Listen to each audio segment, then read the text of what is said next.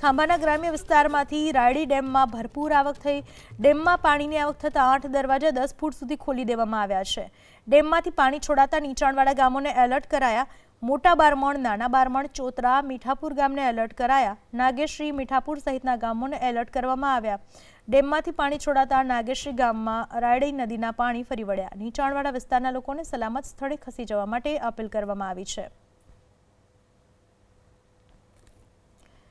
તો અમરેલીના સાવરકુંડલામાં મુશળધાર વરસાદથી તારાજી થઈ ગઈ। સાવરકુંડલામાં ભારે વરસાદથી ચેકડેમનો પાળો તૂટી ગયો। સાવરકુંડલાના તાત્કાલિક હનુમાન મંદિર નજીક ચેકડેમનો પાળો તૂટ્યો। ચેકડેમનો પાળો તૂટતા નાવલી નદીમાં પાણીનો પ્રવાહ વધ્યો। ચેકડેમનો પાળો તૂટતા નાવલી નદી બે કાંઠે વહી રહી છે। અમરેલીના સાવરકુંડલામાં મુશળધાર વરસાદ વરસી રહ્યો છે, તેના પરિણામે ચેકડેમનો પાળો તૂટી ચૂક્યો છે।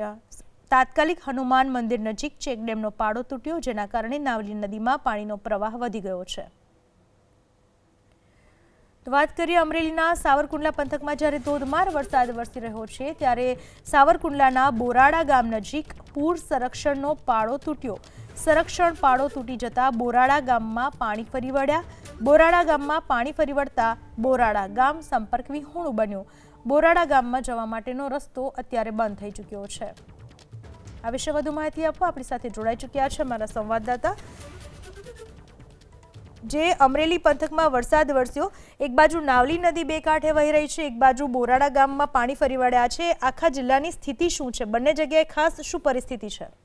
બિલકુલ વહેલી સવારથી જ આમ તો કોસ્ટલ બેલ્ટ વિસ્તારના રાજુલા અને જાફરાબાદ પંથકમાં મુશળધાર વરસાદ વરસ્યો છે। ત્યારે ખાસ કરીને જે ખાંભા ગીરના ગ્રામ્ય વિસ્તારોમાં ગઈકાલથી સવાર સુધી ધોધમાર વરસાદ વરસતા રાયડી નદી રાયડી ડેમ ઓવરફ્લો થયો છે। ત્યારે ઓવરફ્લો થતા 8 દરવાજા ખોલવાની ફરજ પડી છે।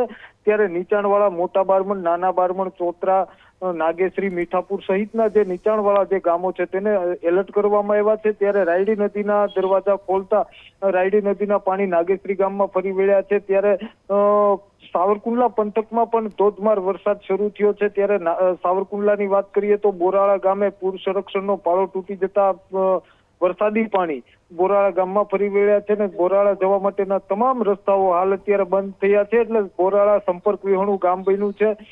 સાથોસાથ સાવરકુંડલા નજીક આવેલ જે હનુમાનજી મંદિર પાસેનો ચેકડેમનો પાળો પણ તૂટી ગયો છે।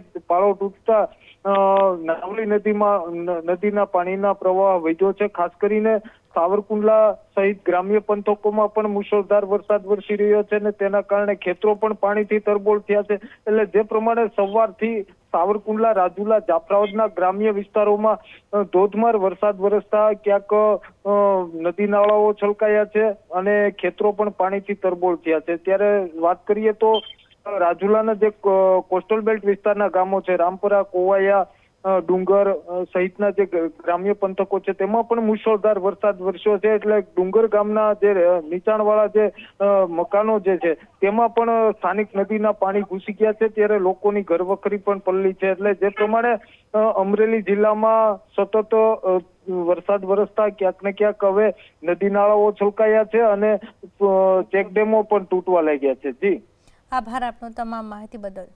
અમરેલીના રાજુલા પંથકમાં સતત બીજા દિવસે વરસાદી માહોલ। રાજુલાના ડુંગર ગામે ભારે વરસાદને પરિણામે સ્થાનિક નદીઓમાં પૂર આવ્યું છે। નદીમાં પૂરથી ડુંગર ગામના બસ સ્ટેન્ડ વિસ્તારમાં પાણી ઘૂસી ગયા છે। ડુંગરના બસ સ્ટેન્ડ વિસ્તારના રહેણાંક મકાનમાં ઘૂસ્યા નદીના પાણી। રહેણાંક મકાનમાં 2 કલાક સુધી નદીની જેમ પાણી વહ્યા। નદીમાં પાણી ઘરમાં ઘૂસતા લોકોની ઘરવખરી પલળી ગઈ। રાજુલામાં આજે બપોરે 12 વાગ્યા સુધીમાં 5.39 ઇંચ વરસાદ વરસ્યો। સવારે 6 થી 8માં 2 કલાકમાં 2.5 ઇંચ વરસાદ વરસ્યો। સવારે 10 થી 12માં 2 કલાકમાં 3 ઇંચથી વધુ વરસાદ વરસ્યો।